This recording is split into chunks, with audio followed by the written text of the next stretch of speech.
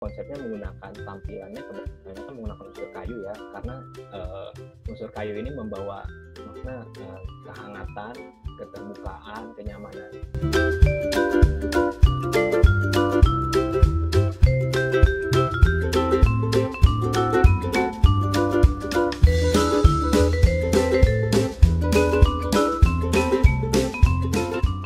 Sekarang di sini juga kita sudah kehadiran Ketua Himpunan Desainer Indonesia DKI Jakarta dengan Ibu Rina Renvil.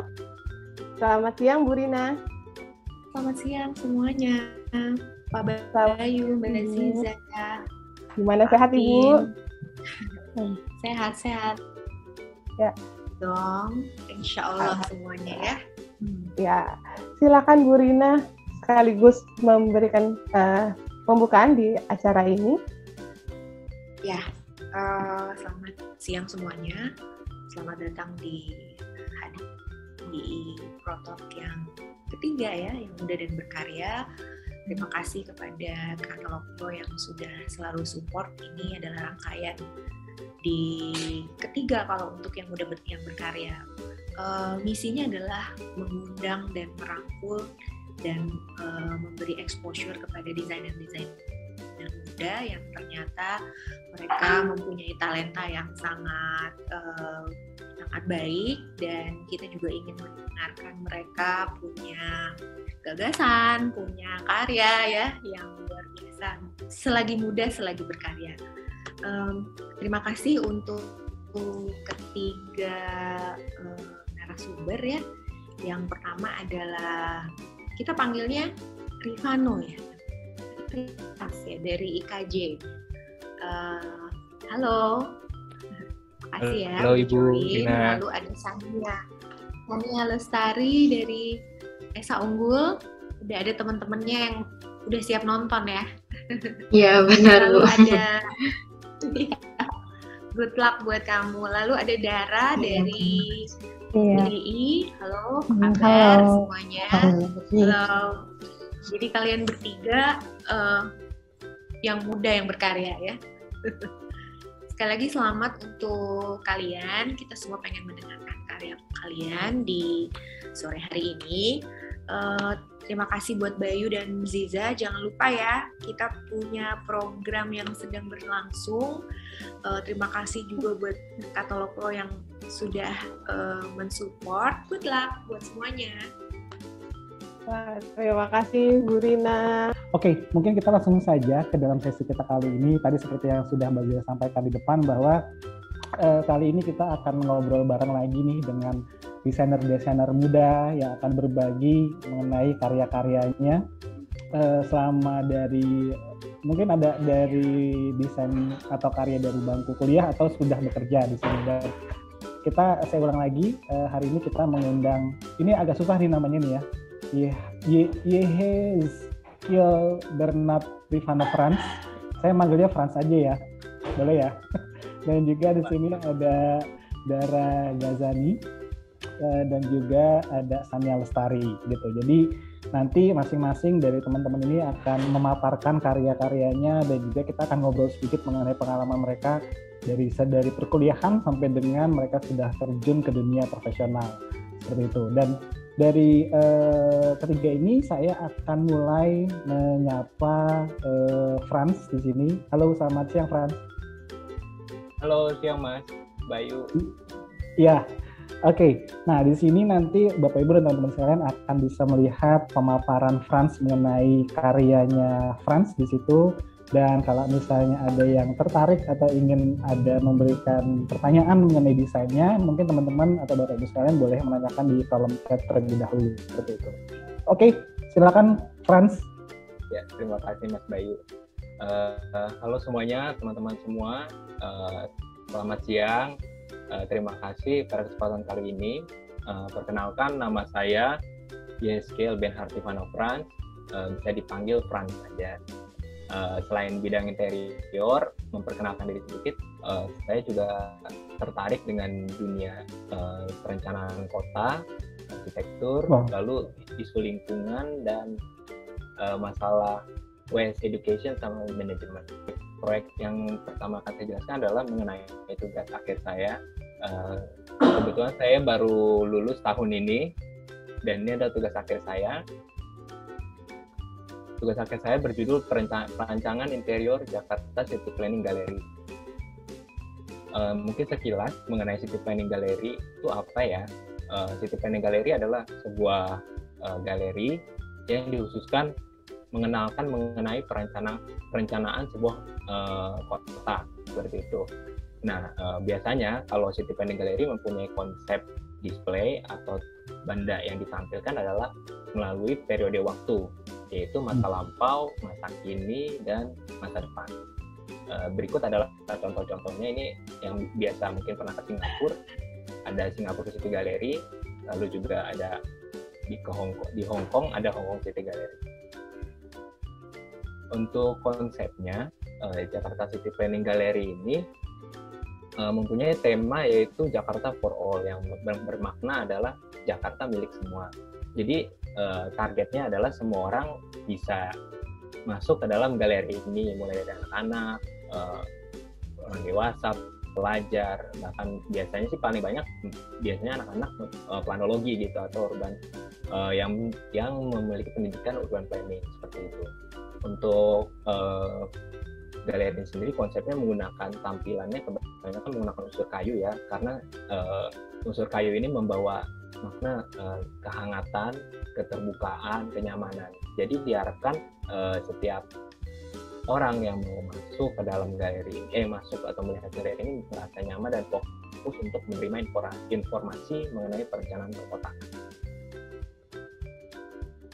Berikut adalah layoutnya. Ini di sini kita bisa lihat di sebelah kiri. Ini ada 3 lantai. Lantai pertama untuk lobby, lantai kedua untuk displaynya, yaitu saya sebutnya ada galeri 1. Lalu di lantai 3 ada galeri 2. Nah, untuk di lantai 2 ini dikhususkan untuk display-display yang bersifat periode waktunya adalah past and now, yaitu masa lampau dan masa kini.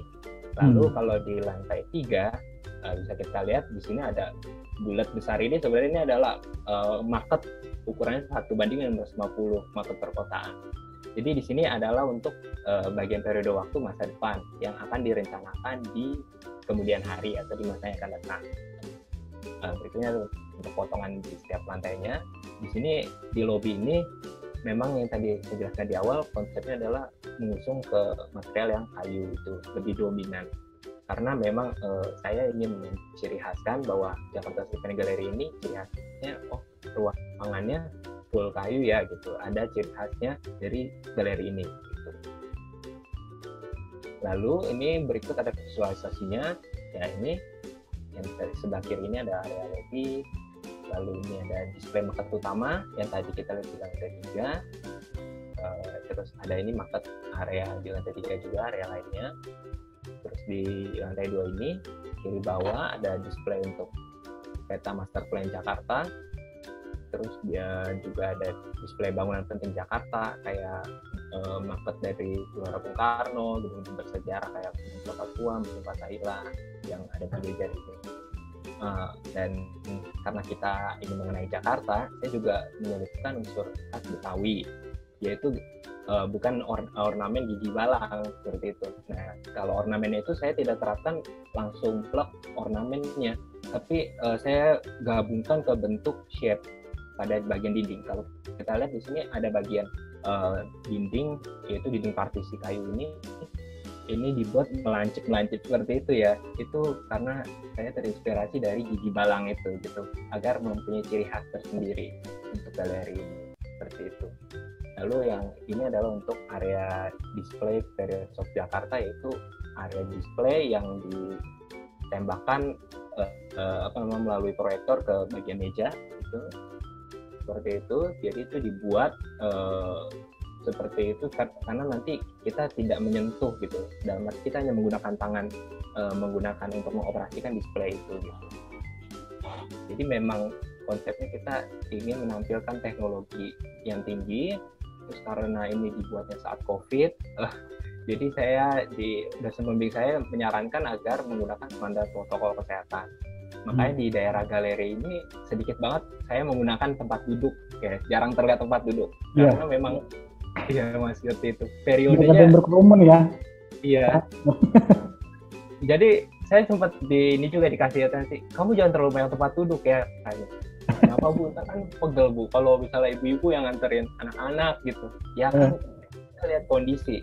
Kamu kondisinya sedang apa sekarang? Oh iya sedang pandemi gitu. Jadi dikasih saran diminimkan tempat duduk biar orang kelilingnya lebih cepat kayak gitu. Jadi nggak berlama-lama. Gitu sih Mas. Oh ya ini selanjutnya ada area ini area lobby yang lebih detailnya. Terkayu semua.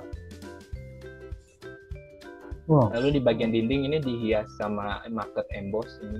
Jadi ada market timbul tapi tidak terlalu keluar gitu, tapi ini sebagai hiasan. Dan warna kuning ini aksentuasi dari logonya, si logo Jakarta City Planning Gallery.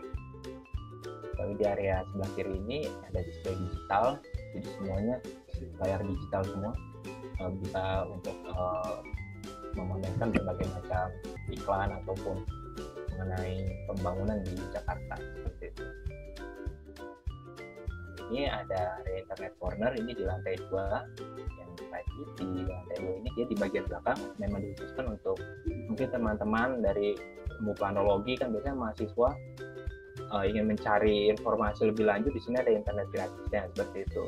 Jadi sangat penting untuk mengakomodasi teman-teman yang ingin mencari informasi lebih lanjut.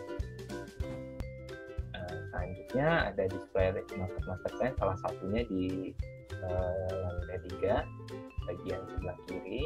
Nah ini memang kelihatannya ringkas ya, saya buat ringkas karena saya ingin memfokuskan galeri ini untuk kepada displaynya seperti itu. Tapi untuk membangun aksentuasinya dari galeri ini saya memadukan dengan unsur kayu itu dan beberapa warna kuning dari ciri khas logo brand galeri itu.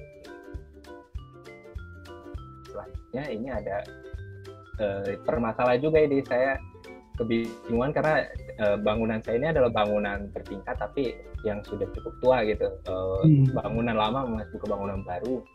Jadi di sini ada dead space, dia itu ada pilar, di sini ada pilar besar nih tapi saya mantul pakai ini. Dan berarti ini bangunannya bukan bangunan imajinatif ya, Frans? Ada ini denahnya itu. Ada denahnya.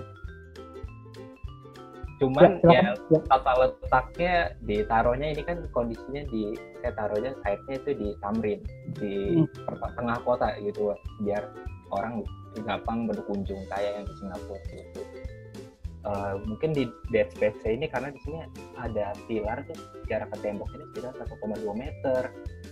Saya itu bingung gitu. Ini mau dijadiin gudang tapi gak muat juga secara ergonomi. Mau dijadiin kamar mandi tadinya mau ditutup, itu juga kayak kurang memadai juga ergonominya.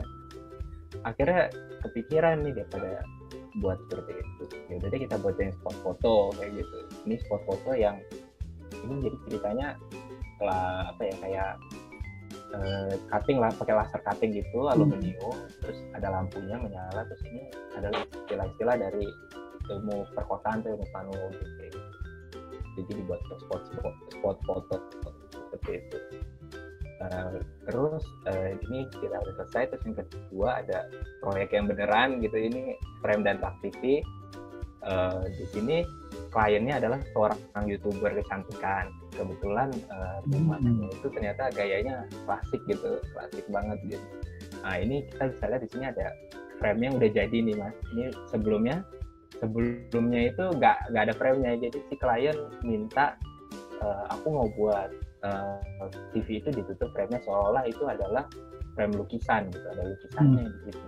Jadi nggak kelihatan itu TV gitu kalau dari pintu luar, pintu masuk di sebelah kiri.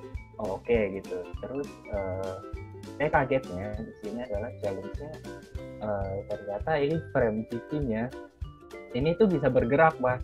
Karena biasanya kan, biasanya mereka kan frame TV yang menempel ya di tembok gitu, kayak nempel gitu. Oh ini ada mekanismenya gitu ya?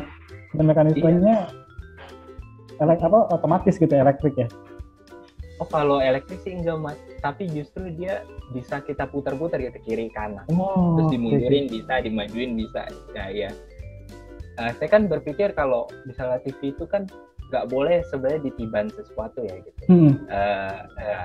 Nah di sini tantangannya yaitu kita harus gimana caranya buat looknya tetap kelihatan menyatu sama lingkungan sekitar ruangannya, tapi beratnya juga secara teknisnya dia TV itu bisa sama bracketnya bisa mengimbangi berat si frame ini gitu. Tantangannya di situ. Akhirnya kami tadinya rencananya nggak mau pakai kayu asli, ini kan pakai kayu asli nih, kayu jati agar mengimbangi ya ini secara gitu. Kalau pakai yang tadinya mau pakai MDF apa triplex gitu ya yang agak tebal, cuman looknya nggak kelihatan seperti itu. Jadi sebenarnya jadi ini juga kayak apa namanya kebingungan. Jadi ini saya berdua nih sama teman saya teman kampus. Nah ini before afternya. Nah ini TV sebelumnya nih Mas. Gitu. Seperti ini teman-teman TV-nya kotak warna hitam. Nah ini setelahnya dikasih frame seperti itu. Nah, selanjutnya ini ada proyek ini untuk project office design yang ada di maksudnya saya pas magang waktu itu masih berkuliah. Ini adalah project untuk office untuk bank milik pemerintah. Kliennya ini adalah bank pemerintah dengan bercabang di Cirebon. Jadi mereka meminta mau kantor back office itu tampilannya bersih, tapi ada industrialnya. Tapi tetap clean dan ada ciri khasnya dari si brand bank tersebut.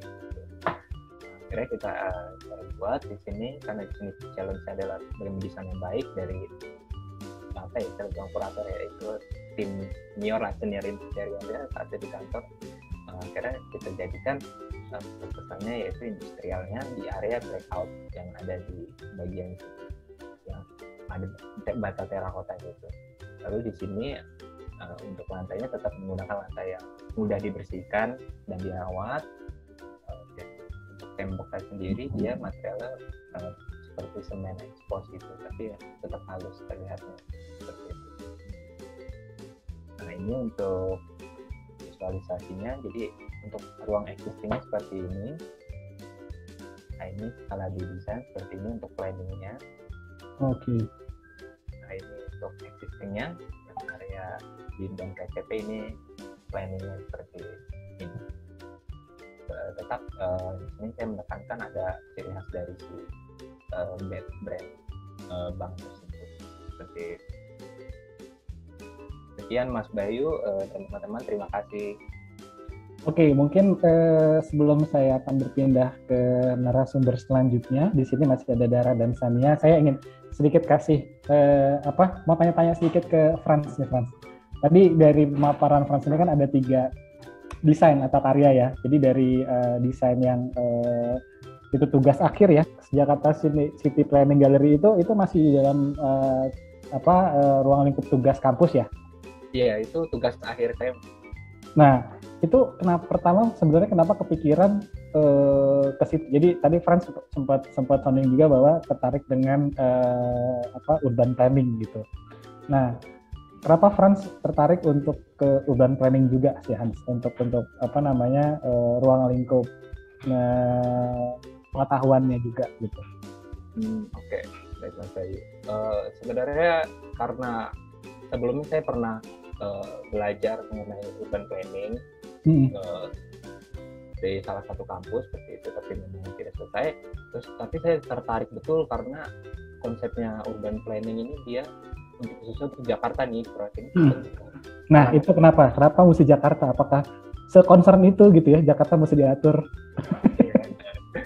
Jakarta itu kan kota terbesar ya di Indonesia. Nggak ada lagi yang mungkin lebih maju dari Jakarta gitu untuk saat ini gitu. Terus saya melihat isunya untuk latar belakang itu isunya di sini informasi itu simpang siur. Ada perubahan ini, perencanaan ini, kita nggak tahu. Terus akhirnya jadinya hoax atau apalah dalamnya itu. Saya sebenarnya sedih ngeliat kayak gitu. Padahal sebenarnya perencanaannya itu ada, aslinya ada, tapi mungkin pemerintah kurang sosialisasi. Nah, saya harap Jakarta City Planning Gallery ini ada untuk menyatukan gitu antara maunya pemerintah dan keinginannya masyarakat. Dan masyarakat juga jadi punya kepercayaan, trust lebih ke pemerintah untuk melihat nih program pemerintah dalam jangka 5 tahun ini apa ya. Jadi mereka datang aja ke galeri. Di situ bisa nanya, ini apa aja yang akan terjadi 5 tahun ke depan. Ntar kita bisa dikasih tahu informasinya. Itu seperti di Singapura juga, galeri yang ada di Singapura itu. Kebetulan saya pernah sana dan saya merasa betul, walaupun kita tamu gitu, pengunjung asing, tapi mereka melayaninya bagus, memberikan informasi detail, mulai dari displaynya, pelayanan orangnya, seperti itu. Dan Jakarta saya rasa butuh itu agar tidak terjadi lagi namanya informasi hoax ya, informasi yang simpang siur, nggak apa ini benar atau enggak gitu. Jakarta apakah memang seperti itu gitu ya? Betul banget, seperti itu. Ya, mudah-mudahan di sini ada ibu bapak Pemda yang dengar atau bisa menyampaikan. Mudah-mudahan nanti desainnya Frans bisa, mudah-mudahan bisa siapa tahu bisa kepake gitu ya, gitu. Jadi karena menarik gitu. Jadi semua orang yang interest dengan kota Jakarta bisa datang ke satu tempat untuk bisa dapat informasi detail mengenai Jakarta gitu. Nggak hanya cuma pembangunannya, tapi informasi lain ya, Frans. Iya betul. Oh ya, bisa jadi tambah wisata baru kan? Iya, betul. Dan tadi Frans juga share ke kita 2 karyanya. Nah, itu 2 karya yang udah ini konteksnya sudah lebih ke pekerjaan ya, sudah masuk ke dalam pekerjaan ya Frans. Walaupun yang mungkin hanya sebatas frame, atau satu lagi mendesain sebuah bank di Bank BNN gitu ya, untuk di Cirebon ya, kalau nggak salah tadi ya. Iya, cabang Cirebon. Nah, berarti Frans saat ini sudah bekerja di sebuah konsultan atau studio arsitek atau interior, atau freelance sekarang posisinya? Posisi masih freelance. Oh, masih freelance. Jadi masih open ke ini ya, masuk ke studio-studio atau konsultan. Betul. Yang ada saat ini ya. Yeah. Oke, nah ini mungkin teman-teman Bapak Ibu yang punya studio boleh nih tandain Fransnya. Tadi kita sudah lihat karyanya. Mungkin nanti saya akan ulik lebih dalam mengenai aktivitas Frans saat ini. Sekali lagi terima kasih Frans untuk sesi sharingnya. Mudah-mudahan tetap berkarya, dan kita akan ngobrol lagi setelah ngobrol dengan Dara dan Sania di sini. Terima kasih Frans. Terima kasih. Nah, selanjutnya saya akan mengundang di sini. Masih ada Dara dan Sania. Saya ingin mengundang dulu Dara. Halo Dara. Hai. Nah, ini tadi mungkin saya lupa menyampaikan kalau Frans ini dari IKJ ya Frans ya. Dan kalau Dara ini dia adalah dari FTDI, Interstudy ya. Betul ya Dara? Oke, silakan Dara. Mungkin kita bisa langsung Dara bisa menyampaikan karyanya atau sharing-sharingnya ke kita. Silakan. Assalamualaikum, nama aku Dara Gasani. Di sini aku mau sharing sedikit tentang pengalaman aku dari selama ini kalau menghandle project interior. Nah, sebelum aku masuk ke materi, aku ingin perkenalan diriku sedikit. Nama aku Dara Gasani, umur aku 25 tahun, domisili aku di Bekasi, Jakarta. Aku dulu kuliah di Sekolah Tinggi Desain Interstudi, jurusan Desain Interior dari tahun 2015 sampai 2019. Jadi pekerjaan utama aku tuh sebenarnya sekarang ada 2. Aku itu seorang freelance interior designer dan juga seorang baker. Aku tuh lagi ngembangin usaha aku, yang pertama mini studio aku dan dessert online aku. Dari kuliah tuh sebenarnya aku udah banyak freelance. Dulu tuh pas masih awal-awal kuliah tuh suka ikut senior aku untuk bantuin project freelance mereka. Dan sebelumnya aku juga, dan pas aku akhir kuliah itu tahun 2018, 1 tahun aku in-house di PT Rapitama. Itu perusahaan interior di konsultan kontraktor. Dia itu kliennya tuh lumayan banget, dan di situ tuh aku belajar banyak banget. Aku tuh waktu itu banyak megang project Bank BNI yang ngerjain baik interiornya maupun kantornya gitu deh pokoknya. Setahun aku di sana, terus 19 deh kalau nggak salah keluar karena mau tugas akhir waktu itu. lulus 2019 akhir aku dapat 2 project freelance. Dan tahun 2020 awal tuh Februari aku sempat kerja di bidang travel sampai 3 bulan. Terus abis itu kena PHK karena pandemi. Abis itu kan susah tuh cari kerjaan ya. Akhirnya aku buka usaha online di Search aku dan alhamdulillah banget sampai sekarang masih jalan dan masih bertahan sampai 2020 akhir lah, 2021 awal tuh project-project interior tuh mulai banyak lagi yang freelance dapat. Dan alhamdulillah 2021 pertengahan lah, 2021 bulan April itu aku mulai ada project. Nah ini sedikit portofolio aku. Ini project pertama aku di tahun 2021, dapat commercial project. Aku di sini ngedesain coffee shop, lokasinya di Bekasi. Ini gambaran 3D-nya. Nggak bisa masukin gambar aslinya karena jadinya beda banget. Biasanya tuh banyak perubahan dari klien. Ya itu standarnya kita ya. Nah ini iya kayak gitu. Ada sih yang diikutin cuma barnya doang sama si batu ini. Oke. Nah ini jadi desain awalnya kayak gini. Terus ini request kliennya spesifiknya, cuman dia pengen minta ada si apa sih ini tralis ini sama ada sofa, udah itu aja. Nah terus ini base-nya semen. Terus ini aku bikin wall aksesoris biasa. Terus ini ada alternatif desain karena kebetulan ini yang punya suami istri, istrinya pengen agak colorful, jadi aku bikin yang kayak gini. Nah ini untuk outdoor areanya kayak gini. Sesimpel itu sih sebenarnya. Nah itu projectnya aku ngerjain coffee shop juga kebetulan dapat di daerah Pekanbaru Riau. Luas bangunannya tuh menurut aku luas ya, untuk coffee shop 220 meter persegi. Spesifik banget klien aku minta bahwa pengen apa yang nggak ada di Pekanbaru dibawa aja gitu. Pokoknya dari Jakarta dibawa ke si Pekanbarunya udah gitu. Ini statusnya masih ongoing.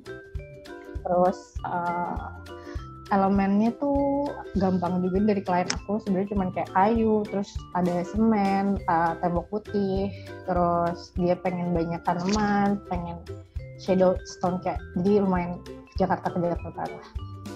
Nah ini tuh existing buildingnya udah ada di sana, jadi sebenarnya juga ini tuh projectnya aku project handover karena satu dan lain hal desainer yang pertama itu nggak tau lah kenapa ya, jadi akhirnya pakai nyari orang lagi dan ketemu aku, jadi sempat udah ada desain dan udah bikin bangunan seperti ini, jadi aku cuma bener-bener bikin interiornya aja. Ini kan luas banget ya, terus tanah kosong kayak gini, jadi dan agak susah juga aku kemarin desain ini karena nggak sama sekali visit ke location-nya karena jauh, dan udah lewat Google Earth dan lewat foto-foto aja jadinya. Terus ini desain propose-nya. Ini gambar aksonometri itu ini luas banget sampai ada beberapa zona jadinya. Dan yang pertama tuh ada outdoor-nya ini yang backyard, terus ini ada entrance dan front yard, terus bagian indoor-nya yang di sini, dan bagian indoor keduanya ini indoor smoking area di dalam ya, smoking AC. Nah terus dari klien aku sendiri itu dia tuh cukup spesifik bilang kalau misalkan cafe ini tuh target marketnya tuh ada 2. Yang pertama anak SMA yang pengen nongkrong dan ibu-ibu PNS di Pekanbaru yang pengen arisan sama temen-temennya kayak gitu. Jadi lumayan challenge sih buat aku bikin tempat kayak gitu. Nah terus akhirnya aku masuk di fasadnya dulu. Desain aku yang pertama tuh kayak gini fasadnya. Terus putih-putih. Kenapa fasadnya putih? Karena klien aku bilang langit Pekanbaru itu masih biru, jadi kalau misalkan buat foto tuh bagus kayak gitu. Langit Pekanbaru masih biru. Iya, terus jadi aku bikin kursi-kursi buat foto lah gitu. Nah terus udah gitu ini fasad dari sampingnya dia pengen ada signage kayak gini, terus dari gitu dia adalah aku bikin, akhirnya masukin. Nah kenapa aku bikinnya menyamping gitu, karena kebetulan ini lokasinya ada di hook, jadi enak sih kelihatan dari kanan kiri. Nah lalu ini setelah aku bikin fasad yang tadi awal, dia minta fasadnya diganti kalau pakai payung-payung bisa enggak, terus aku bikin payung kayak gini, dia ternyata nggak suka. Dia tetap pakai yang pertama. Terus ini untuk area barnya, dia juga mintanya tuh clean aja, jadi bener-bener nggak mau terlalu banyak aksesoris gitu, jadi bener-bener se-clean itu desainnya. Ini untuk barnya, terus ini indoornya. Ini begitu entrance masuk kita langsung lihat area ini. Sebenarnya di sini juga dia tuh pengen banget, karena dia tuh pengen banget kafenya tuh jadi cafe instagramable di Pekanbaru. Terus ini indoor yang tadi yang orang bisa foto-foto. Ini entrance-nya di sini. Indoornya se-clean itu sih sebenarnya desainnya. Terus ini aku bikin point of interest lah di dalam indoor ini. Aku bikin sitting cabinet kayak gini. Nah ini nada view-nya. Terus ini indoor yang smoking AC. Di dalamnya tuh simple banget sih. Jatuhnya jadi kayak Japanese gitu. Padahal sebenarnya pengen industrial. Nah ini dalamnya juga desain kayak gini. Nah ini outdoor buat anak SMA main sih. Aku bikin ada tribunnya. Terus ya soalnya dia tetap pengen ada kayak gitunya. Jadi aku bikin ada tribun. Terus ini ada tanaman-tanaman. Nah di sini aku bikinnya lumayan banyak sih seatingnya, si stool-stoolnya. Terus ini juga bisa jadi tempat duduk. Nah ini yang menarik sih kalau buat aku outdoor entrance-nya. Dia tuh nggak pengen banget yang monoton. Jadi cuman kursi lurus biasa letter U atau letter L. Jadi dia pengennya diagonal kayak gini. Terus aku yang agak challenging karena jadinya dapetnya sedikit tapi dia suka. Jadi ya udah kayak gitu. Terus nah ini outdoor belakangnya. Ini kamar mandi. Terus di sini ada tempat pick up makanan untuk ojek online. Terus sampai dipikirin segitunya ya. Dia iya. punya space sendiri untuk beberapa hal gitu ya. Nanti kita bahas lebih detail. Ini kebetulan aku yang ide gitu buat ngasih. Karena kan ini kan area yang sering gak dipikirin kan sama orang. Jadi ya udah aku sebisa mungkin ngikutin dari depan sampai belakang tuh tetap masih satu. Berarti ini masih area entrance ya sebetulnya ya? Entrance sebenarnya tuh dari sini nih. Ini entrance juga bisa, tapi ini yang belakang. Jadi di belakang gitu pokoknya. Oke. Nah ini kamar mandinya. Kamar mandinya ngikutin tema aja sih. Jadi nggak begitu bisa dieksplor, cuman tetap bagus kayak gitu. Udah dari aku sekian aja, itu aja. Terima kasih. Terima kasih Dara. Walaupun cukup agak ras ya. Iya. Thank you tapi. Sama-sama. Ini menarik loh. Sebelum saya masuk ke sedikit mau tanya-tanya mengenai desainnya. Sebetulnya tadi Dara sempat sampaikan bahwa sempat mencoba peruntungan di pekerjaan lain selain desainer gitu ya. Nah itu kenapa akhirnya balik lagi menjalani profesi sebagai desainer, Dara? Apakah memang kayaknya passion saya nggak di situ nih gitu, kayaknya passion saya di sini gitu, atau tiba-tiba ada yang nawarin bisa bantuin saya nggak untuk ngedesain gitu? Kalau itu tuh awalnya sebenarnya kan itu habis lulus ya, terus itu habis megang project freelance bulan Februari itu sebenarnya offernya lumayan gede sih gajinya. Jadi ya sempat dapet tawaran juga buat balik in-house di company yang sebelumnya kemarin. Ya, tapi aku nggak ngambil soalnya kayak udah enak, lebih mau fokus aja sih, lebih mau fokus ke usaha sendiri kayak gitu, lebih enak dijalanin. Fokus usaha sendiri yang sebagai desainer atau sebagai itu dua-duanya sih, baker. Apa jangan-jangan gara-gara itu ya, mungkin tadi 2 karya atau 2 desain Dara itu kebanyakan coffee shop, apa enggak juga memang hanya kebetulan aja sebetulnya? Jadi nggak tahu sih, itu lucu banget, malah dari tugas akhir tuh bener-bener aku tuh bikin bakery sama eatery gitu, terus sekarang tuh jadi baker, terus dari itu dapat project selalu coffee shop, jadi ya nggak tahu deh. Terus kemarin sempat dapat tawaran project juga di Kemang, itu bikin coffee shop kebetulan dari teman, terus udah mulai pikir kayak ya udah jalanin aja soalnya dapetnya coffee shop terus, jadi ya alhamdulillah aja masih dapat kayak gitu. Saya sedikit masuk ke desain Dara yang tadi coffee shop yang di Bengkulu tuh, Dara. Pekanbaru. Pekanbaru. Nah, itu kan tadi Dara sempat bilang ownernya tuh pengennya ambience-nya tuh Jakarta banget gitu. Apakah memang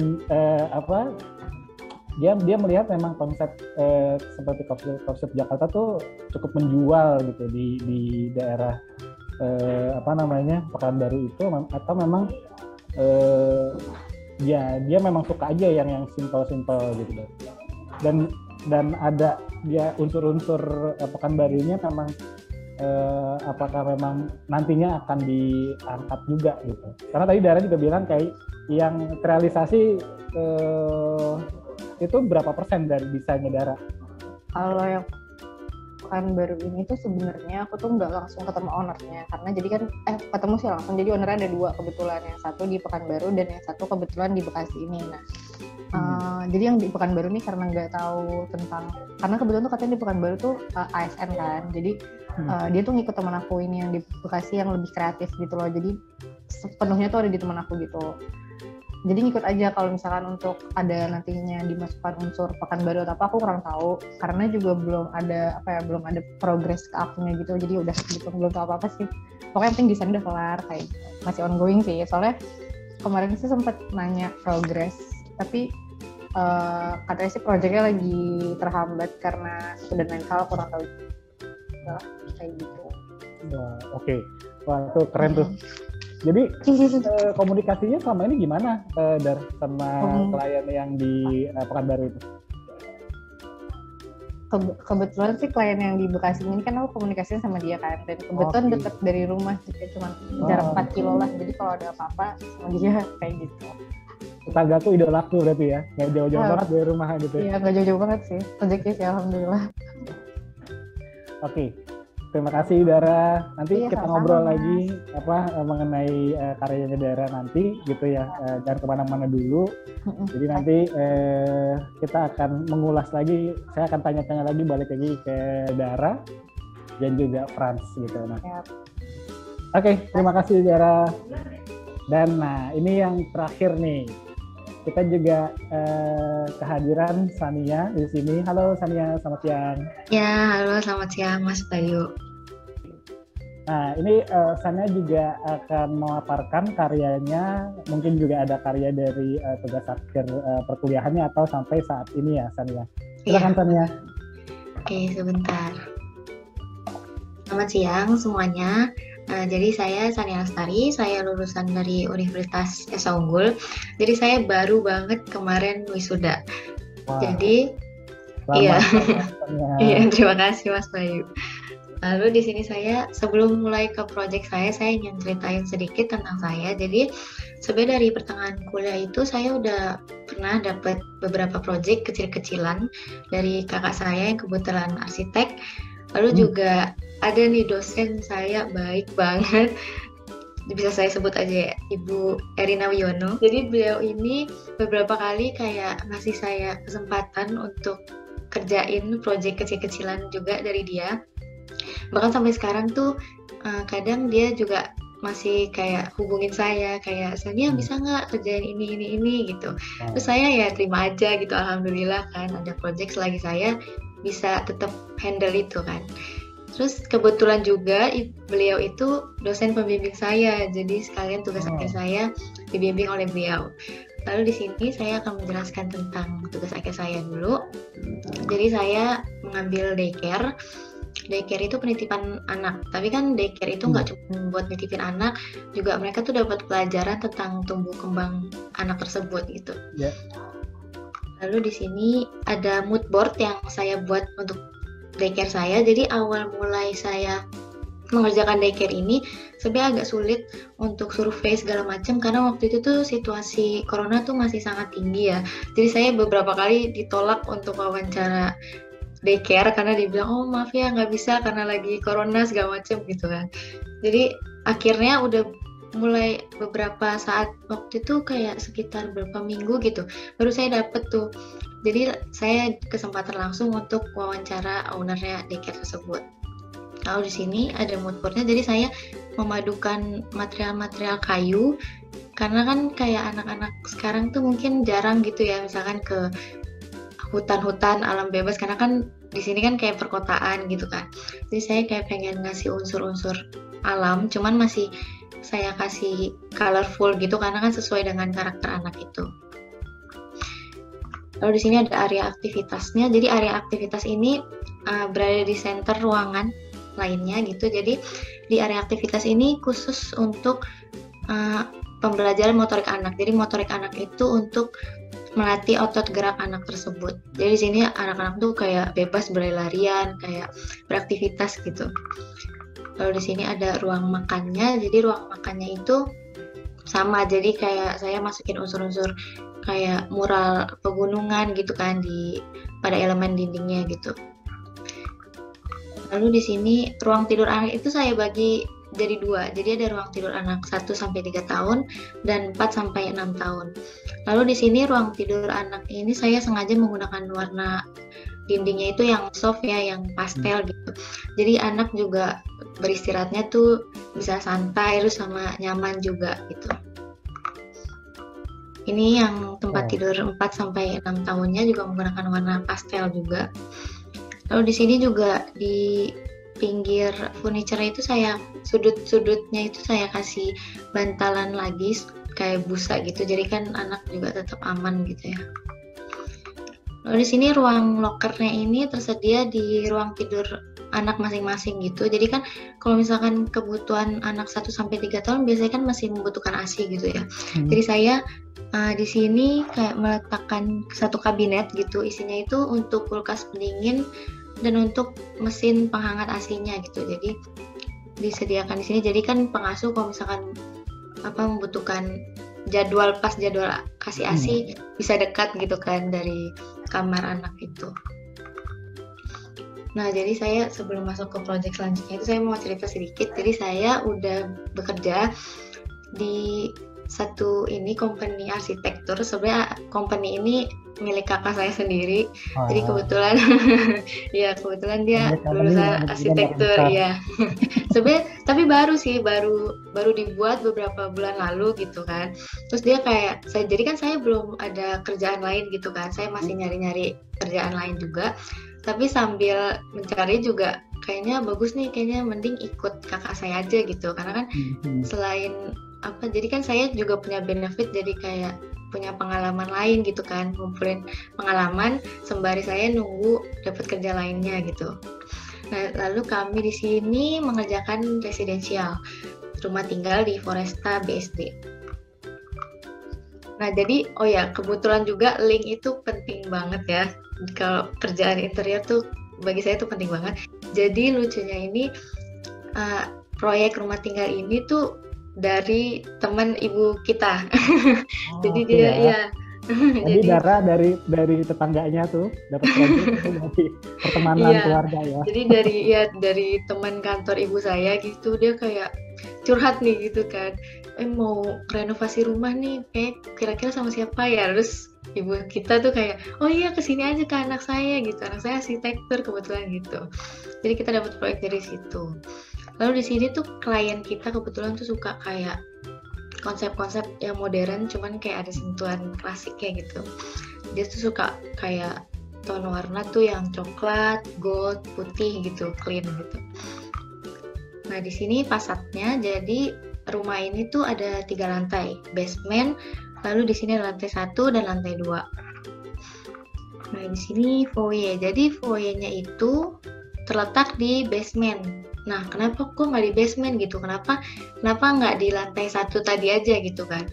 Soalnya kan ini kan bisa jadi ini nih kayak mempercantik gitu kan.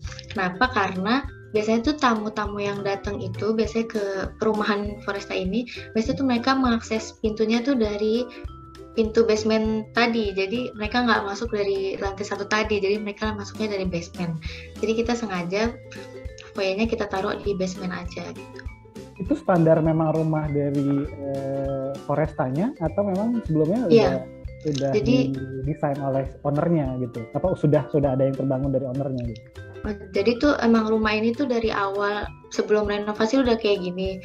Terus biasanya tuh mereka jadi mobil segala macam tuh dimasukin di basement lah. Jadi orang tuh biasanya aksesnya juga dari basement itu gitu masuknya. Jadi nggak ada jalur pintu utama ya? Sebenarnya ada, cuman kebanyakan tuh orang karena biasanya tuh kalau misalnya nggak tahu atau apa gitu, ya mereka lewatnya situ gitu. Okay. Gitu mas. Lalu di sini ada kitchennya. Kitchennya itu dia kan kliennya tuh minta yang clean gitu, yang bersih. Nah di kitchennya ini kan juga termasuk lumayan panjang gitu ya, letter L gitu, sama ada island gitu. Nah di sini tuh waktu itu revisi beberapa kali gitu karena kliennya tuh banyak banget barang tuh, kayak harus ditaruh ini nih harus ditaruh ini nih gitu. terus kayak ditaruh ini, terus bahkan dia punya kulkas tuh lebih dari satu ya Mas. Nah terus ini tuh kayak, jadi Ini saya rumah punya atau Indomaret atau apa? nah ya itu iya itu Mas, terus kita bingung kayak gimana ya ini caranya gitu kan. Terus dia juga butuh inilah, ada storage buat minuman sendiri, makanan sendiri sih, kayak segala macam gitu kan. Jadi ya udah akhirnya beberapa kali revisi, akhirnya dia setuju, akhirnya jadi yang kayak gini. Terus dia pengen tetap ada area makannya gitu kan, jadi area makannya sengaja ditaruh sini gitu kan. Terus ya gitu, jadi semua tuh ya tergantung kliennya juga. Terus di sini dia juga semi open gitu ya tadi? Iya, di sini ada void gitu Mas, sampai ke lantai 2 tadi. Langsung blong gitu atau ada lapisan itunya lagi? Langsung blong gitu. Oke. Nah di sini ada laundry roomnya, jadi dia pengen banget gitu mengaplikasikan lantai kayak tegel kunci gini kan. Terus akhirnya kita taruh di sini aja gitu, terus kita kayak nyesuaiin gitu warna lantainya sama kabinet ini buat laundry room ini. Terus di sini itu ada ini loh kayak storage buat naruh pel-pelan gitu kan, kayak sapu, biar rapi, kayak nggak tersebar di mana-mana gitu. Jadi kita sengaja kayak kasih space gini, pintunya tuh kita warnanya sama kayak dinding gitu, jadi kayak nggak terlihat gitu pas lagi tutup gitu. Sini juga bisa naruh kayak buat deterjen segala macam kayak gitu. Terus abis ini di sini ada living room yang di lantai 1. Tadi di sini ada living room, terus di sini Mas, di sini ada kabinet gede. Di sini tuh tersembunyi ada dispenser dan juga kulkas. Tadi kulkasnya kan kelebihan 1 ya. Jadi kita sengaja taruh sini karena kan biar mereka juga kalau misalkan mau ke kulkas gitu mau ngambil apa gitu kayak nggak terlalu jauh. Jadi kita sediakan juga di lantai 1 ini. Jadi kita umpetin di kabinet ini biar nggak kelihatan. Terus ini ada master bedroomnya, sama dengan kayak pakai ada aksen-aksen goldnya gitu. Terus di sini ada walk-in closetnya. Jadi kayak nggak kelihatan gitu dari depan. Jadi pintunya itu dari sini, dari cermin sebelah sini sama di pintu sini. Oke. Jadi di dalam sini ada walk-in closetnya gitu. Iya, sebenarnya awalnya existingnya itu kayak di sini tuh bolong gitu aja Mas, kayak nggak ada gitu. Jadi dia lost sampai ke dalam sini gitu. Terus ini juga bolong awalnya. Sini sama sini bolong. Ya. Karena dia nggak mau kelihatan, jadi kita akalin ya dibikin dulu ruang kayak gitu. Nah ini dalamnya Mas. Tadi yang pintu yang ini tadi. Nah di sini dia masuknya, terus ada meja rias standar walk-in closet kayak biasa. Terus di sini Mas ada kulkas lagi dia, kulkasnya ada 3. Terus sebenarnya kita nggak naruh ruang makan, iya, juga di ruang lantai 1, iya sama di sini. Sama di kamar utama. Sebenarnya kita nggak mau naruh kulkas di sini ya Mas, karena kayak ya gimana gitu ya ngeliatnya, cuman kliennya ya maunya di sini, jadi ya udahlah kita ngikutin aja kan Mas.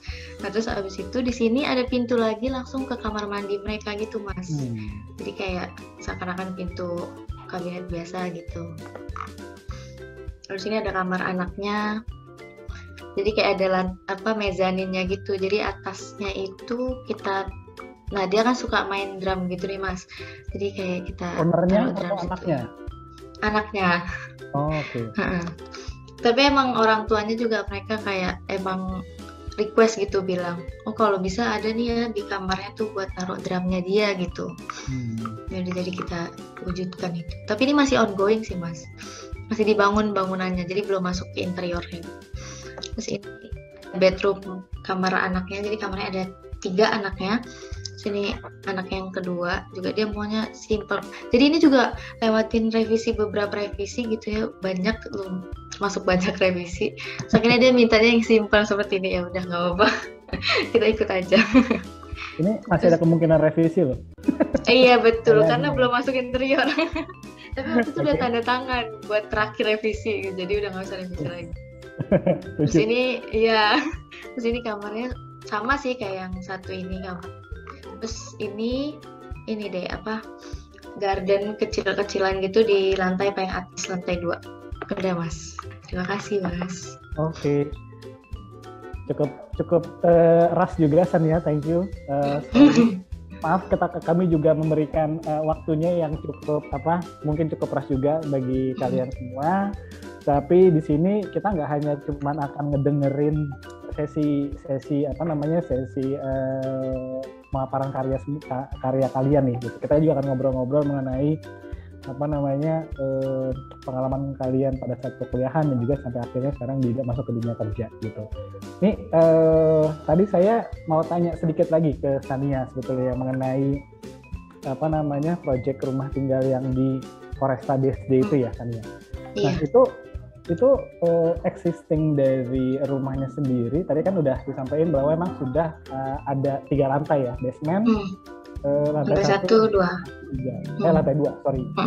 Nah, sejauh apa sih si klien itu memberikan kebebasan Sania akhirnya untuk bisa mendesain gitu? Apakah ada pattern-pattern? Kita tadi Sania bilang bisanya ownernya sukanya yang modern klasik nih gitu.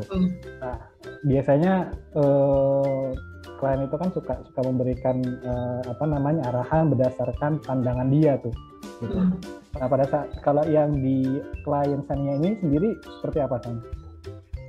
Ya sebenarnya sih ya dia klien saya tuh awalnya gitu kan kalau kasih mood board ke saya tuh banyak banget gitu kan gambarnya. Saya kayak ya jadi kan saya menuangkan gitu kan di 3D saya gitu. Jadi pas revisi juga dia kadang juga kayak kayaknya bagus ini deh, bisa ganti ini enggak?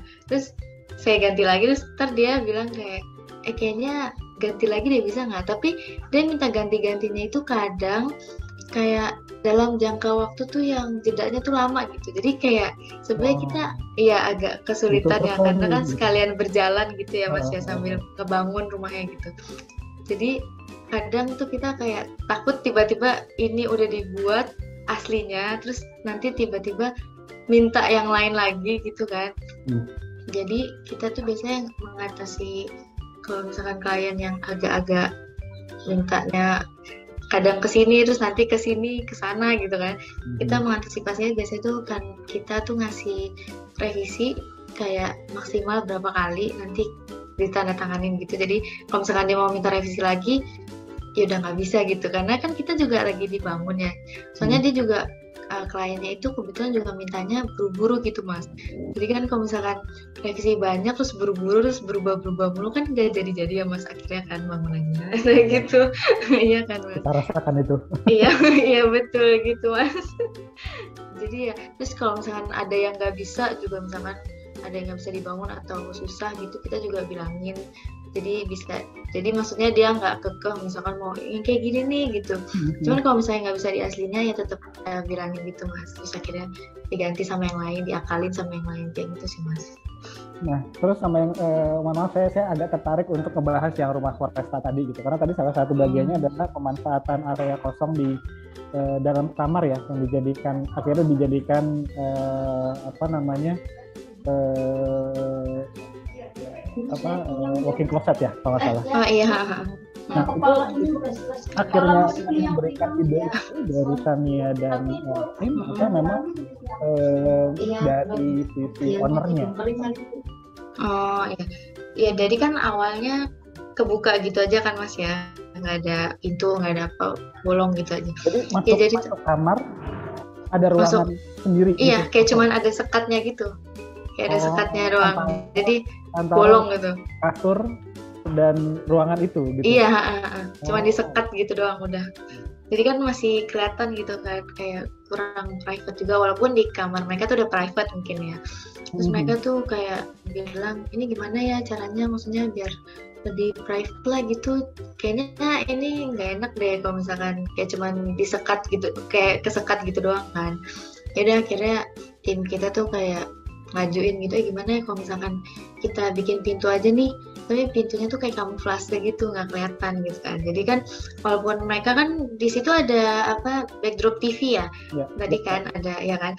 Nah di situ jadi kan mereka juga kalau misalkan nonton TV gitu atau apa gitu kan pemandangan mereka tuh kayak ya udah gitu kayak cuman kabinet buat taruh tas gitu kan kayak buat cantik aja gitu nggak kelihatan bahwa itu tuh ada pintu gitu. Terus yang samping juga kan pintu tuh yang cermin. Nah itu juga kita kamuflasenya emang sengaja pakai cermin karena kan emang dia juga suka ngaca di mana-mana gitu. Jadi ya udah gitu kita taruh yaudah deh kita taruh cermin aja gitu biar nggak lihat kasih list gold gitu ya. Itu Mas. Wow seru. Oke. Thank you Sania atas pemaparannya. Oke. Nah, dengan berakhirnya pemaparan Sania, bukan berarti acara ini berakhir, teman-teman dan Bapak Ibu sekalian. Jadi saya ingin mengundang lagi Frans, Dara, dan Sania untuk sedikit kita ngobrol-ngobrol lagi nih, gitu. Nah, saya ada pertanyaan untuk kalian bertiga langsung ya. Jadi kalau boleh diulang, kalau dari Frans itu masuk tahun berapa, lulus tahun berapa? Oh iya, masuknya 2017, lulus tahun ini 2021. Oke, kalau Dara? Masuknya 2015, lulusnya 2019. Oke, Sania? Sama 2017, masuknya baru lulus tahun ini 2021. Wow, berarti kalian tepat-tepat semua ya? Alhamdulillah. Nah, ini yang tadi kita dengarkan dari pemaparan Frans, Dara, dan juga Sania kan ada dari sisi perkuliahan dan juga dari sisi pekerjaan. Nah, ini saya mau tanya ke Frans dulu nih. Tadi kan Frans di awal untuk karya tugas akhirnya itu adalah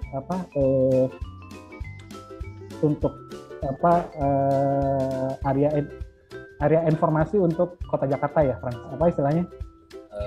City Planning Gallery, Mas. Ya, City Planning Gallery untuk Jakarta gitu.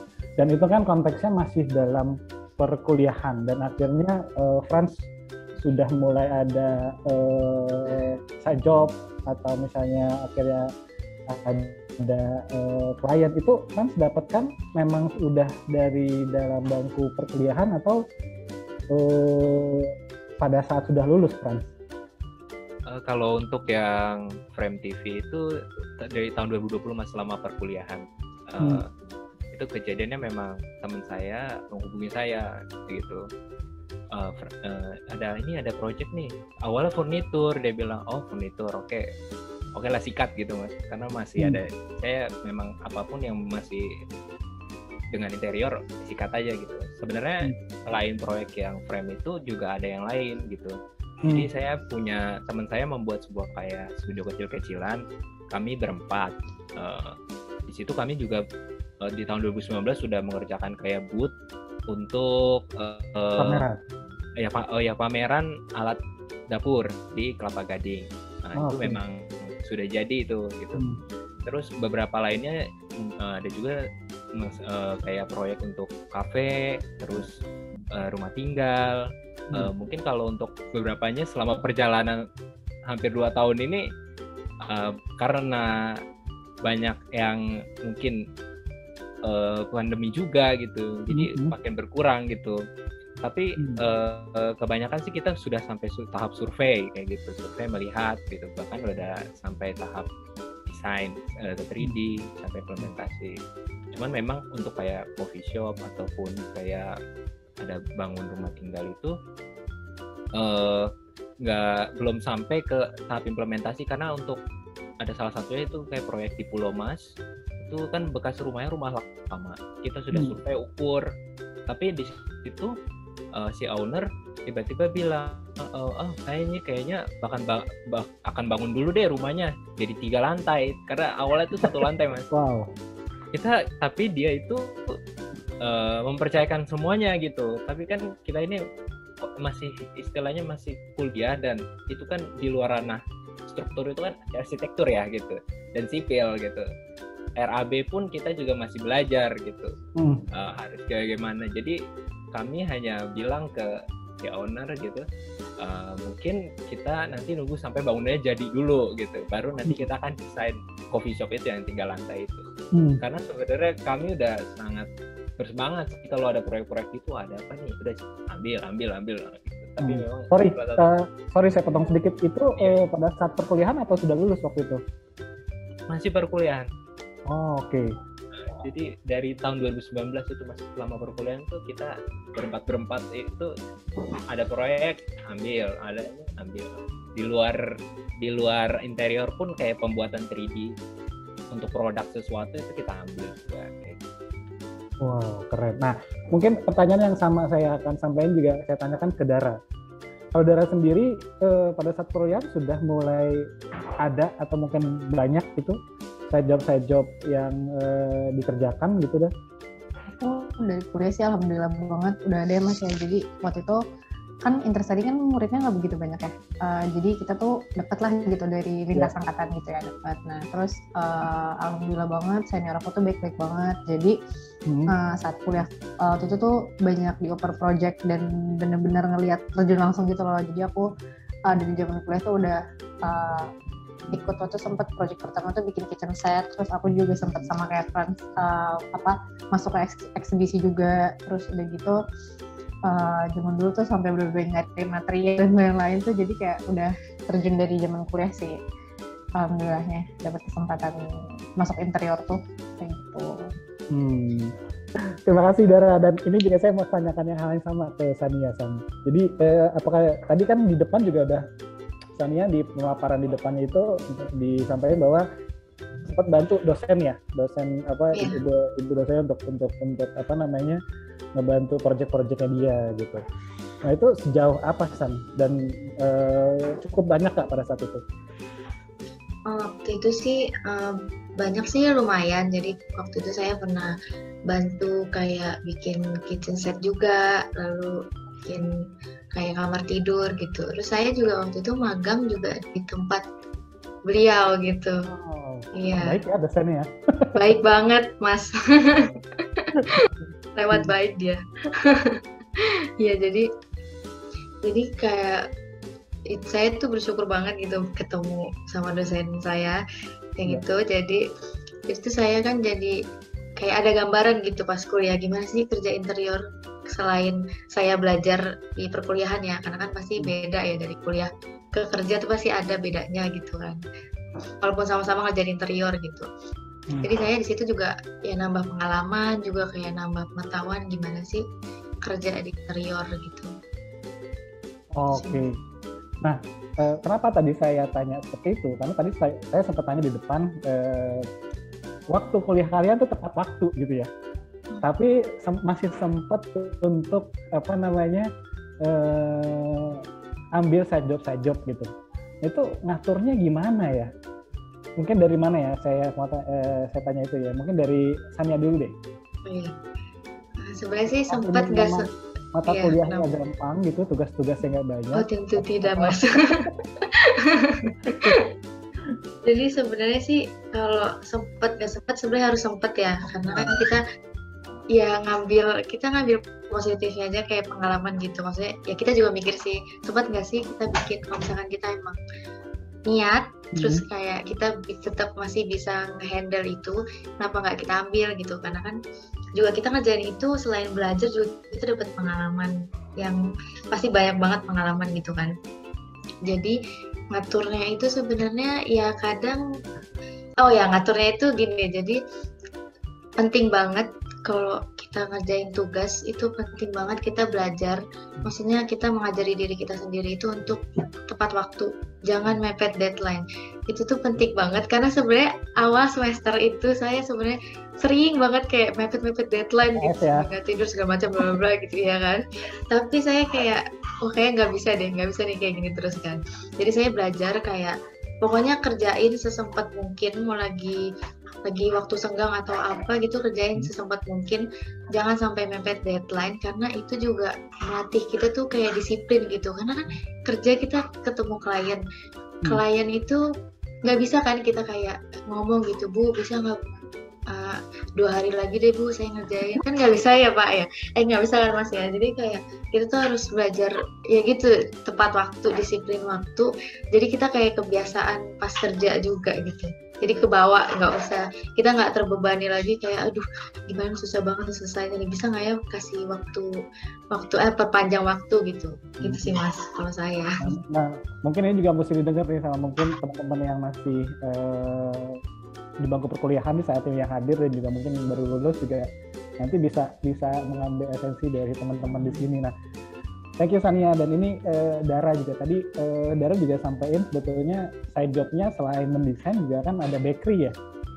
Nah itu apakah sudah mulai pada saat di bangku perkuliahan juga dan itu bagaimana itu lumayan sulit kan, ya nggak usah bakery-nya dulu deh, waktu jadi ambil beberapa side job gitu untuk mengatur waktunya kan lumayan rush tuh, antara tadi Sania bilang yang namanya kerja klien tuh nggak mau tahu gitu kan.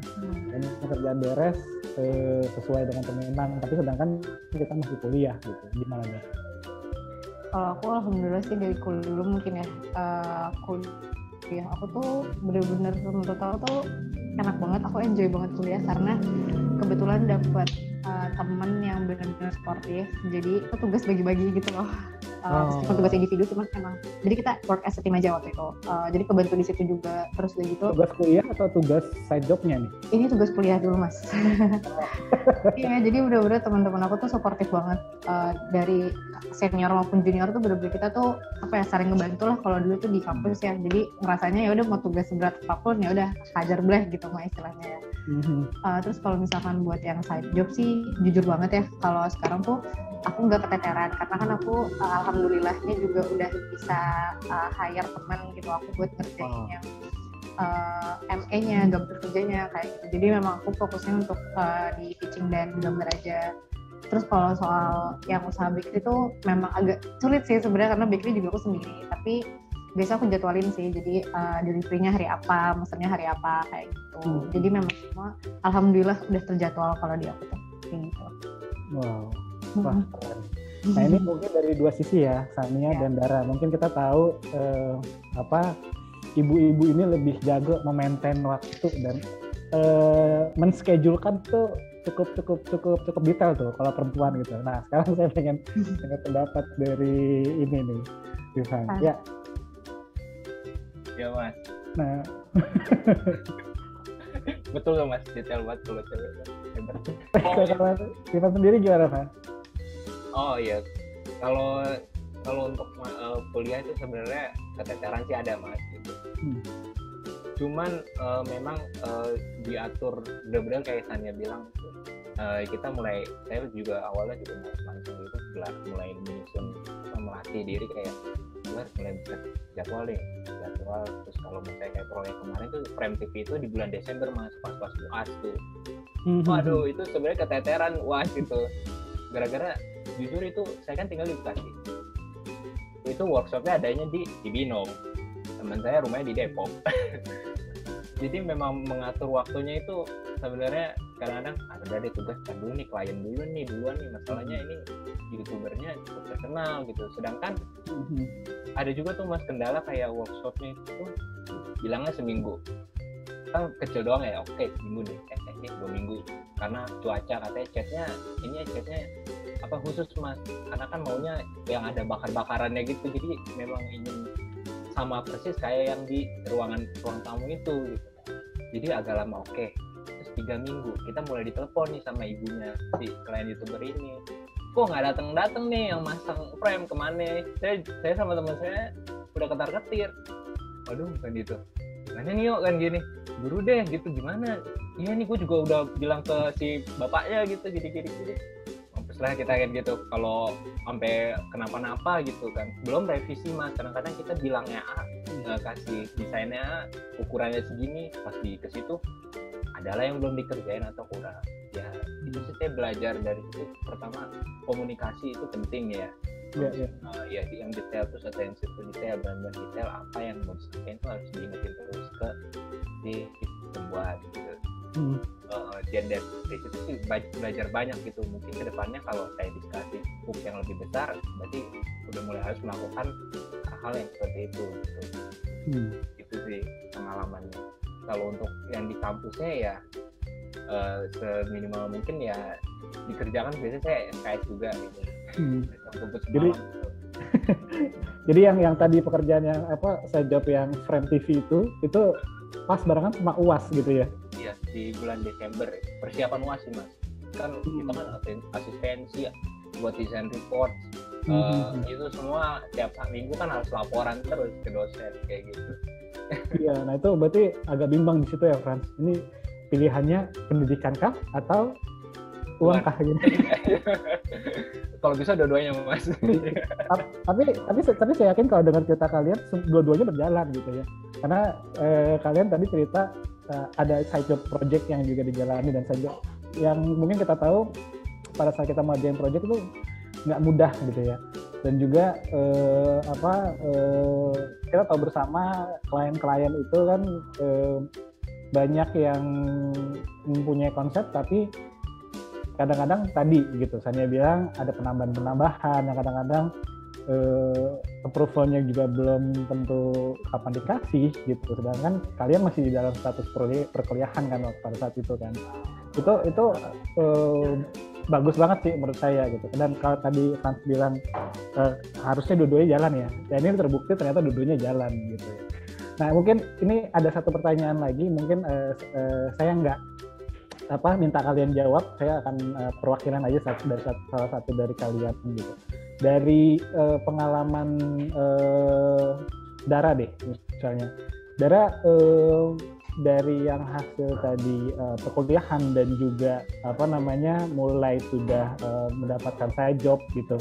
Itu pada saat terjun ke dunia kerja itu cukup jadi terlatih nggak gitu? Ini aku alhamdulillahnya sih Mas ya, dosen aku di kampus tuh waktu itu ada yang bener-bener ngajarin bersikap tuh seolah-olah dia kliennya nyebelin banget gitu loh, bener-bener nyebelin itu parah kacau banget sumpah. Jadi terlatih dari situ. Dan kalau aku sih alhamdulillah sejauh ini bener-bener dari kuliah sampai detik ini ketemu klien, alhamdulillah banget semua terhandle dengan baik sih. Dan mungkin karena pengalaman aku dapet dosen yang nyebelin banget itu ya, jadi kayak ternyata klien gak seburuk itu gitu kalau aku. Ini beneran waktu itu kayak gitu kalau di aku ya, tapi ya mungkin yang lainnya kan aku nggak tahu. Cuman alhamdulillah sih mungkin dari akunya juga sama klien, aku kan juga ya maksudnya jelas gitu, jadi alhamdulillah nggak pernah ada miss atau gimana. Dan enak juga lah kerja. dan saya mau ke Sania nih. Saya tadi sedikit mau ngebahas mengenai yang rumahnya itu, San. Nah ini kan tadi kalau Dara dapat kliennya untuk project komersil ya, maksudnya untuk coffee shop gitu. Dan Sania juga private house. Tadi juga Sania juga sempat share mungkin mengerjakan beberapa project lain gitu. Tapi perbedaannya antara klien yang private house atau yang komersial atau gedung gitu, yang Sania rasakan seperti apa sih San? Apakah lebih dalam tanda kutip banyak revisiannya atau mungkin maaf ya kalau di sini ada klien-klien gitu agak sedikit demanding gitu? Oh biasanya sih mungkin perbedaannya kayak lebih ke ini mungkin ya, perizinannya susah mungkin ya. Kalau misalkan betul. Di situ sebenarnya rumah tinggal juga lumayan sulit waktu itu, lumayan lama juga ngurusin perizinan buat renovasinya juga kan. Kalau misalkan rumah tinggal itu tetangga nih, kalau di Foresta itu tetangga lumayan dempet dari satu rumah ke satu rumah gitu. Nah itu juga sulitnya kita waktu itu, kendala juga di tetangganya. Jadi tuh tetangganya tuh mungkin ya dia agak kurang nyaman karena ada renovasi. Jadi waktu itu juga sempat gimana ya, kayak tertunda gitu, karena kita juga minta izin juga ke tetangganya gitu, karena tetangganya juga ngomong ke kayak bagian orangnya gitu ya. Jadi agak tertunda karena itu gitu. Oh jadi perizinannya bukan perizinan surat-surat ya? Itu juga iya, juga iya Mas. Tapi awal, nah itu agak lama. Terus ke tetangga juga nggak tahu ya, kayaknya tetangga di situ agak bagaimana gitu ya. Jadi lumayan tertunda waktu itu awal-awal project.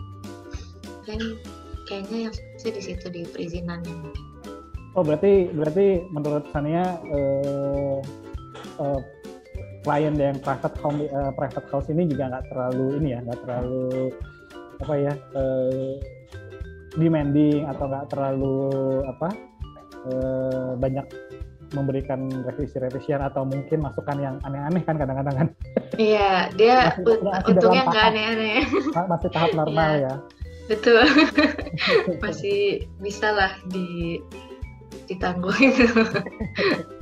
Nah, oke. Terima kasih Sania. Dan terakhir ini ke Frans nih. Tadi di pemaparannya karyanya Frans sudah sempat mengerjakan proyek Bank BUMN di Kota Cirebon ya, Frans? Iya Mas, iya. Nah, ini agak unik nih. Pasti kalau kita ngomongin klien government gitu dengan klien mungkin homeowner atau swasta, itu requirement-nya kan beda nih, gitu kan. Nah, itu pengalaman dapat apa ya, arahan dari klien government? Oh oke, gini. Jadi ini saya itu waktu itu lagi magang Mas. Jadi tim senior saya itu beri arahan untuk ada project nih di kantor bank. Tapi memang benar ada standarnya. Jadi mulai tadi sebenarnya saya lupa jelasin. Untuk meja-meja itu semua itu standar dari mereka. Ya meja untuk back office. Terus ada kabinet di samping itu juga udah standar dari mereka. Jadi itu nggak boleh diubah, ukurannya segitu. Itu segitu ditempatin, pokoknya bentuk nggak berwarna, nggak, itu tetap di situ. Nah jadi itu saya sesuaiin. Memang awalnya sebelumnya nggak seperti itu Mas, ada berapa kali revisi, baru terakhir yang itu. Pertama budget juga, itu benar banget budget.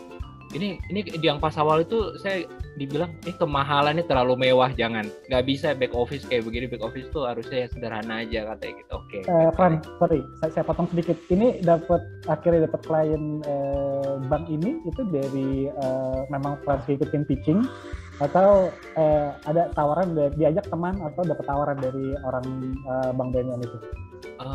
Ini saya kan kerja di konsultan Mas. Dia konsultan ya, jadi itunya. Ya. Jadi memang mereka sudah memegang beberapa bank yang kliennya itu terus seperti itu. Apa ya saya? Ya, udah existing kliennya ya. Ya, jadi memang sudah dipercaya sih di konsultannya untuk bank ini gitu. Seperti itu. Nah, terus dari pengalaman Fran sendiri menghadapi klien government itu harus seperti apa, Fran? Pertama kita harus tahu ya standarnya dulu. Mereka pasti punya ya Mas, kayak standar apa rule ya saya yang harus batasan-batasan kayak tadi penggunaan warna, mungkin ada ukuran bonito, seperti itu kita harus tahu. Terus budget juga itu juga harus tahu dulu dan disesuaikan kayak gitu. Terus apalagi ya mungkin ini sama itu tadi perubahan desain tuh kadang terjadi juga gitu, melihat itu dan waktunya kadang dadakan juga, atau setelah mereka lihat ini kurang nih gitu, seperti itu juga jadi ini juga buat kita gitu, challenge kayak harus cepat juga, kalau mintanya besok ya besok lah gitu diselesaikan gitu. Karena kadang saya juga ini besok ya jadi ya, bisa gak seminggu gitu. Aduh biasa kita ngerjain desain sama 3D berminggu-minggu kan di kampus, ini minta seminggu, cuman kan waktu itu saya memang tertantang, oke harus dicoba nih kan gitu, seperti itu untuk pengalaman juga. Itu sih Mas Bayu. Oke, thank you. Nah ini mungkin mengingat waktunya sudah cukup panjang nih ya teman-teman, saya ada pertanyaan untuk kalian semua sekarang. Ini pertanyaan yang selalu saya tanyakan ke setiap sesi yang muda yang berkarya dari pertama sampai ketiga gitu. Kita tahu di perkuliahan jurusan teknik ya, arsitek atau interior itu kan kita banyak diberi tugas gitu, kita banyak berhubungan dengan tugas-tugas yang makan waktu cukup panjang, dan dosen-dosen yang memang tadi Dara sempat sampaikan di set menjadi klien yang demanding gitu.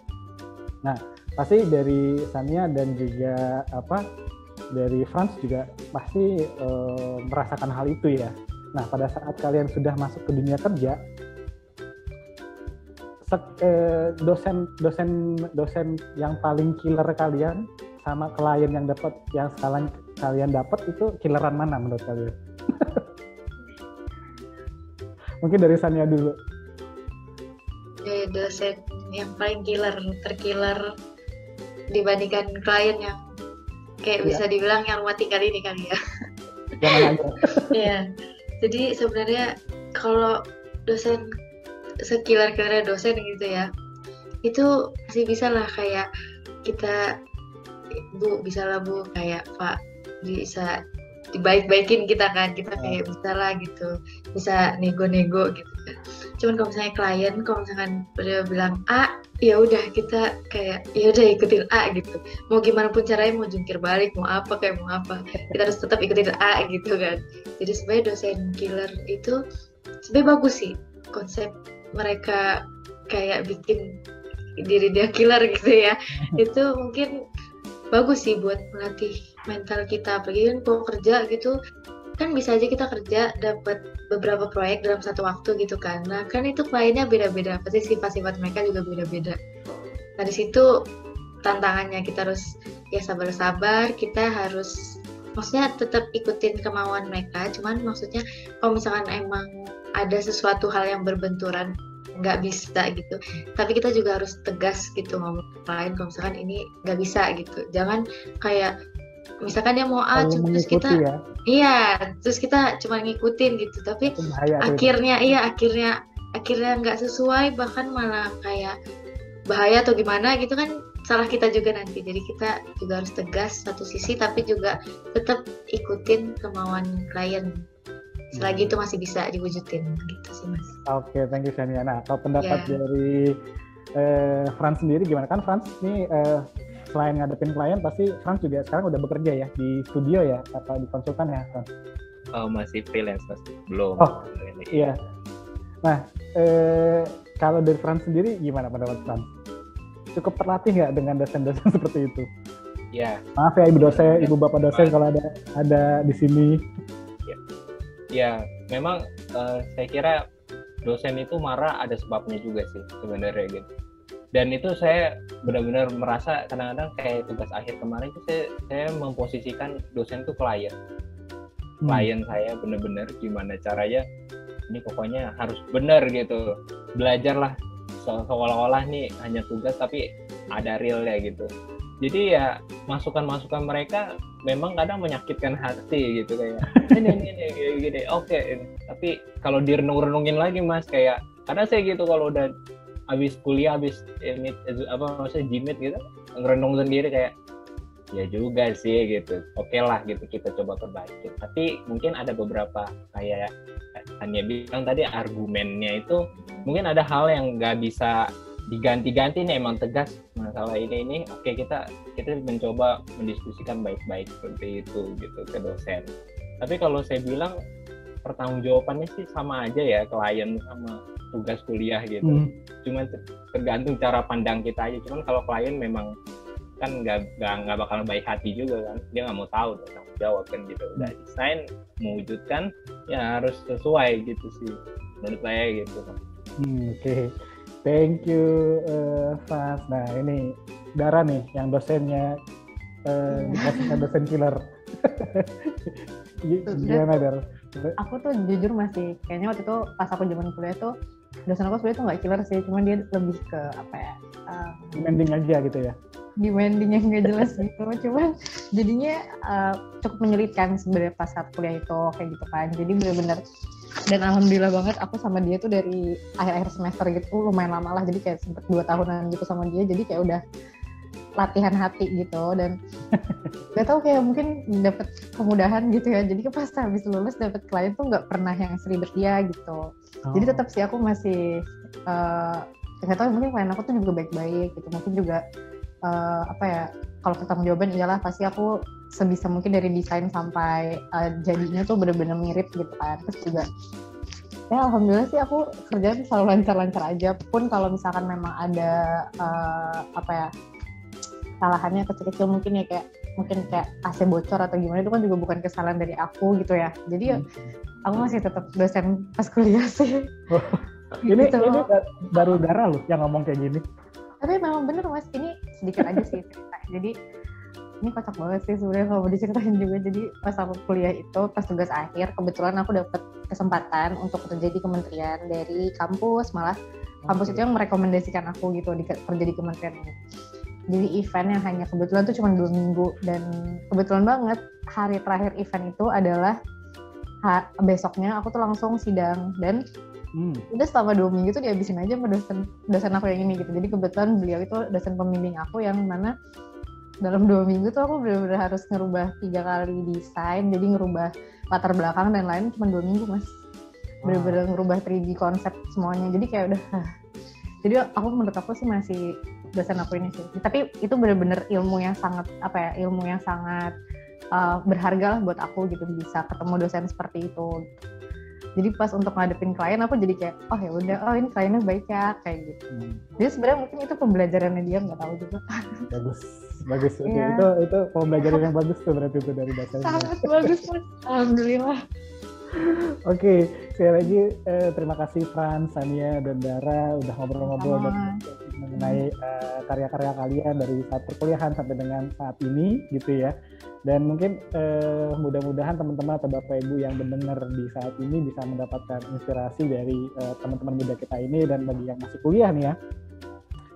Berarti kita cukup sepakat ya, maksudnya dosen tuh nggak ada yang killer ya. Dosen killer itu hanya untuk membantu kita lebih tough di dunia kerja ya sebetulnya ya. Jadi kalau misalnya disuruh ada tugas sampai begadang-begadang, itu nggak ada apa-apanya pada saat dapat project nanti kalian. Seperti itu, dan mudah-mudahan ini bisa bermanfaat. Dan kita belum selesai sesi ngobrol kita kali ini. Saya akan kembalikan ini ke Mbak Ziza. Terima kasih. Terima kasih Mas Bayu.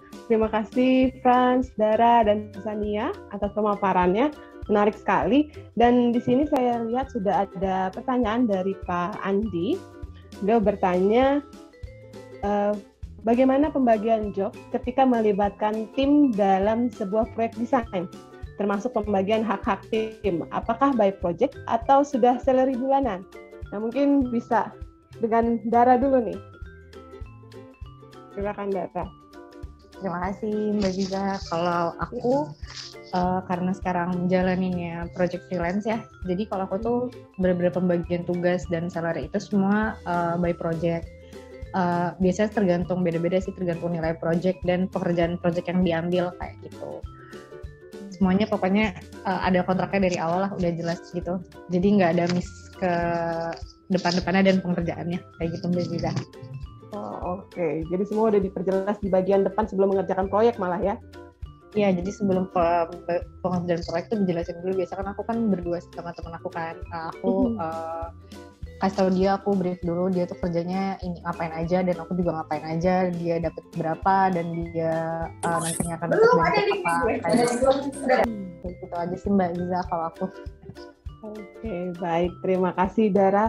Nah, kalau desainnya gimana nih Sania? Karena kan kalau tadi saya perhatikan Sania bekerja juga dengan kakak ya. Jadi jadi pembagiannya gimana nih? Apa sudah proper seperti kayak konsultan-konsultan lainnya ya udah gitu. Atau seperti apa? Karena ada pepatah mengatakan business is business, family is family. Nah, itu itu betul sekali Mas.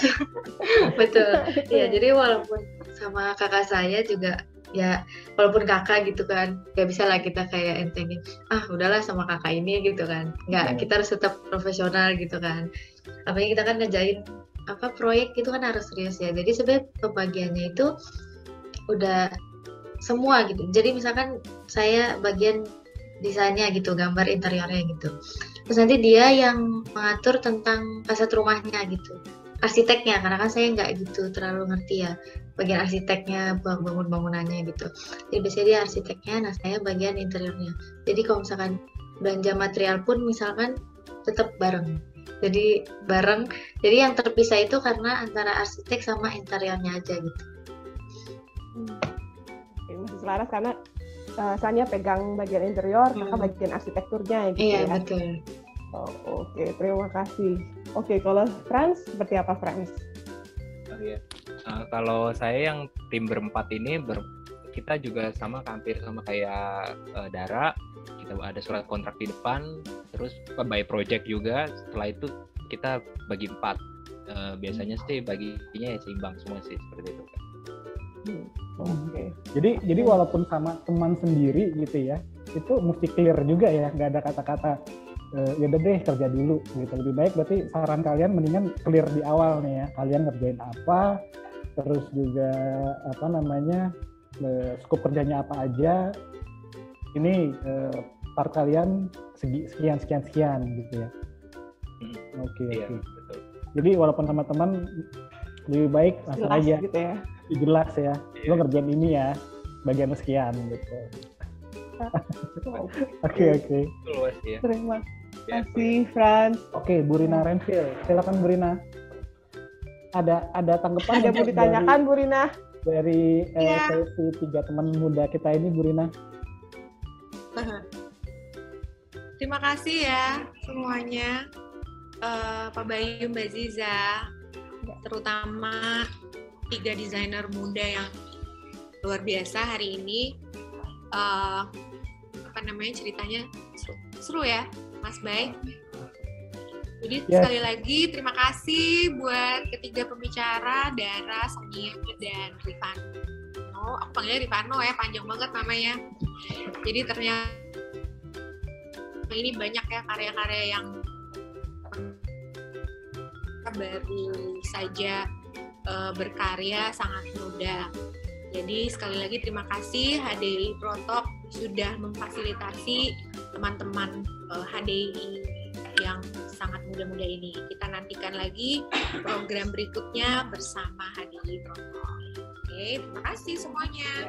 Terima kasih, Bu Rina. Ya, jadi ini teman-teman muda ini kan mungkin juga ingin tahu pada saat kita tahu HDI adalah payung dari desainer interior Indonesia, dan ini kita bekerja sama dengan Jakarta, kita khusus di Jakarta nih, Bu Rina. Nah, sebetulnya apa sih yang menjadi concern dari Bu Rina, kenapa teman-teman muda ini sebetulnya harus bisa bergabung atau menjadi anggota HDI Jakarta gitu khususnya, Bu Rina?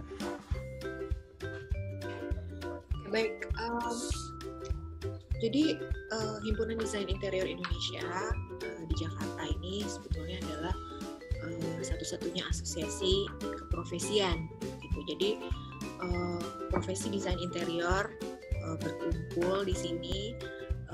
Manfaatnya adalah kita saling sharing ya, kita mengangkat ideologi profesi kita sebagai desainer interior.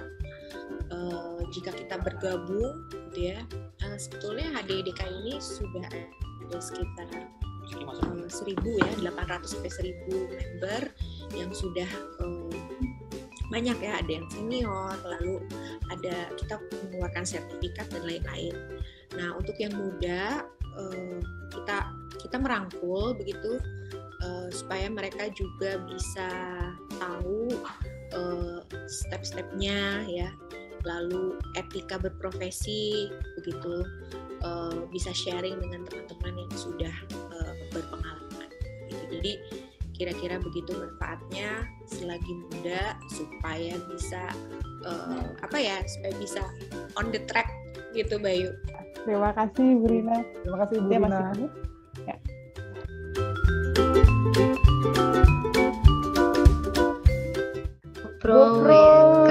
Katalog Pro. HDI DKI desainer muda. Terima kasih sekali lagi.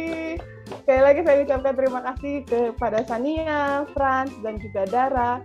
Dan juga terima kasih kepada teman-teman semua yang sudah meluangkan waktunya untuk hadir dalam acara podcast kali ini. Dan juga saya berterima kasih kepada Bu Rina Renville, selaku Ketua HDI DKI Jakarta, dan juga tim dari HDI DKI Jakarta yang sudah berkolaborasi pada acara hari ini. Sampai jumpa kembali di acara berikutnya. Jangan lupa untuk terus saksikan program-program dari Katalog Pro. Hari Rabu kita ada Product of the Week jam 2 siang, lalu hari Jumat kita ada Protok jam 2 siang. Sampai jumpa. Assalamualaikum warahmatullahi wabarakatuh. Selamat sore.